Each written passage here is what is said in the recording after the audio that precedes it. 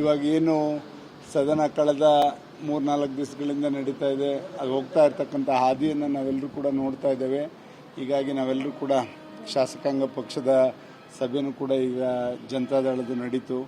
ನಾವು ಬೆಳಗ್ಗಿಂದನೂ ಕೂಡ ಏನು BJPಯವರು ನಾವೆಲ್ಲರೂ ಕೂಡ ಏನು ಅನೂರಿನಲ್ಲಾದಂಥ ಒಂದು ಫೈರಿಂಗ್ ಘಟನೆ ಇರ್ಬೋದು, ಅದರಲ್ಲೂ ಕೂಡ ಉದಾಸೀನವಾಗಿ ತಗೊಂಡಂಥದ್ದು ಸರ್ಕಾರನೂ ಕೂಡ ನಾವು ನೋಡಿದ್ವಿ. ಹೇಗೆ 3 ಜನದ ಪ್ರಾಣ ಹೋಗಿದೆ, ಪ್ರಾಣನ ಇವರು ಏಕಾಏಕಿ ಬಲಿ ಕೊಟ್ಟಿದ್ದಾರೆ. ಇವ್ರಿಗೆ ಯಾರು ಅವ್ರಿಗೆ ಸ್ವಾತಂತ್ರ್ಯ ಕೊಟ್ಟರು, ಇವ್ರಿಗೆ ಯಾರಿಗೆ ಹಕ್ಕು ಕೊಟ್ಟರು ಫಾರೆಸ್ಟ್ ಇಲಾಖೆಯವ್ರಿಗೆ, ಇದೆಲ್ಲದೂ ಕೂಡ ಗಂಭೀರವಾಗಿ ತನಿಖೆ ಆಗಬೇಕು, ಸೂಕ್ಷ್ಮತೆಯಿಂದ ಇದ್ರ ಹೊರ ಬರಬೇಕು. ಆ ಥರ ಯಾರಿಗೂ ಕೂಡ ಒಬ್ಬ ಮನುಷ್ಯಂದೇ ಆಗಲಿ, ಒಂದು ಪ್ರಾಣಿ ನಾಯಿನ ಸಾಯಿಸೋಕ್ಕೂ ಕೂಡ ಇವತ್ತು ಯಾರಿಗೂ ಕೂಡ ಪರ್ಮಿಷನ್ ಇಲ್ಲದಂಥ ಸಂದರ್ಭದಲ್ಲಿ ಇವತ್ತು ಮನುಷ್ಯರ ಪ್ರಾಣನ ಅಷ್ಟು ಸುಲಭವಾಗಿ ಇವರು ತಗೊಂಡಿರ್ತಕ್ಕಂಥದ್ದು ಇದು ಸರಿಯಲ್ಲ ಅಂತಕ್ಕಂಥದ್ದು ನಾವೆಲ್ಲರೂ ಕೂಡ ವಾದವನ್ನು ಎಲ್ಲರೂ ಕೂಡ ಎರಡೂ ಪಕ್ಷದವರು ಕೂಡ ಮಾಡಿದ್ವಿ.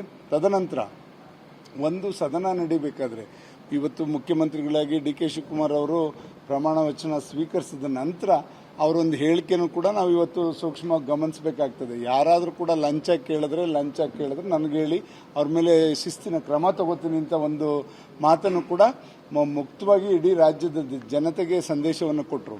ಇದನ್ನು ನೋಡಿದಾಗ ನಾವೆಲ್ಲೋ ಒಂದು ಕಡೆ ನೀವೇ ನೋಡಿದ್ದೀರಿ, ಇಂದಿನ ಲೋಕಸಭಾ ಚುನಾವಣೆ ಸಂದರ್ಭದಲ್ಲಿ ವಾಲ್ಮೀಕಿ ಹಗರಣ, ಅದು ದೊಡ್ಡ ಹಗರಣ.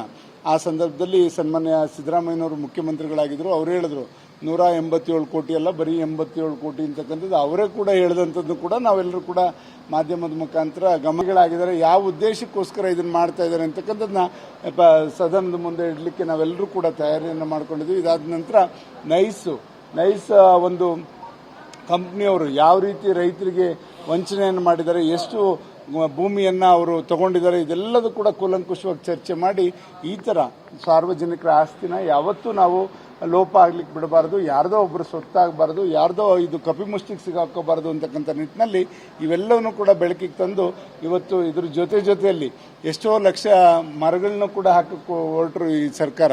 ಅವು ಯಾವ ಪರಿಸ್ಥಿತಿಯಲ್ಲಿ ಇದ್ದಾವೆ ಗೊತ್ತಿಲ್ಲ ಈಗ.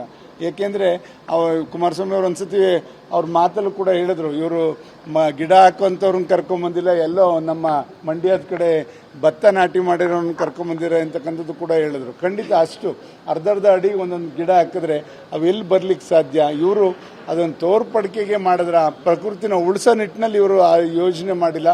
ಇಂಥ ಎಲ್ಲ ಹಲವಾರು ಒಂದು ದುರ್ಘಟನೆಗಳು ಮಾಡಿದಂಥದ್ದು ವೈಫಲ್ಯಗಳು ಇವತ್ತು ಎತ್ತಿ ಹಿಡಿತಕ್ಕಂಥ ಕೆಲಸವನ್ನು ನಾವು ಮತ್ತು ನಮ್ಮ ಮಿತ್ರ ಪಕ್ಷವಾದಂಥ BJPಯವರು ಒಟ್ಟಾಗಿ ಧ್ವನಿ ಎತ್ತಿ ಈ ಸರ್ಕಾರ ಮಾಡ್ತಾ ಇರ್ತಕ್ಕಂಥ ಲೋಪದೋಷವನ್ನು ಎತ್ತಿ ಹಿಡಿದು ಇವತ್ತು ರಾಜ್ಯನ ಒಂದು ಸರಿ ದಾರಿನಲ್ಲಿ ಕೊಂಡೊಯ್ಯಲಿಕ್ಕೆ ನಾವು ಅವರಿಗೆ ಒತ್ತಾಯ ಮಾಡೋ ನಿಟ್ಟಿನಲ್ಲಿ ಈ ಸದನದಲ್ಲಿ ಬಳಕೆ ಮಾಡ್ಕೋಬೇಕು ಅಂತಕ್ಕಂಥ ತೀರ್ಮಾನಕ್ಕೆ ಇವತ್ತು ಜನತಾದಳದ ಶಾಸಕಾಂಗ ಪಕ್ಷದಲ್ಲಿ ತೀರ್ಮಾನ ಆಗಿದೆ ಅಂತ ಹೇಳಲಿಕ್ಕೆ ಬಯಸ್ತೇನೆ.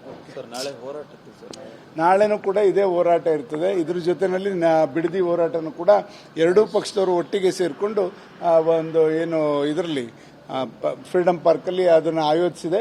ಖಂಡಿತ ಎಲ್ಲರೂ ಸೇರಿಕೊಂಡು ಅದರಲ್ಲಿ ನಿಮಗೆ ಅಲ್ಲಿ ಮುಕ್ತವಾಗಿ ಅಲ್ಲಿರ್ತಕ್ಕಂಥ ರೈತರೇ ಅಲ್ಲಿ ಪಾಲ್ಗೊಂಡು ಅದ್ರಲ್ಲಿ ಕೂತ್ಕೊಂಡು ಅವ್ರ ಆಧಾರ್ ಕಾರ್ಡ್ ಸಮೇತ ಬರೋರಿದ್ದಾರೆ.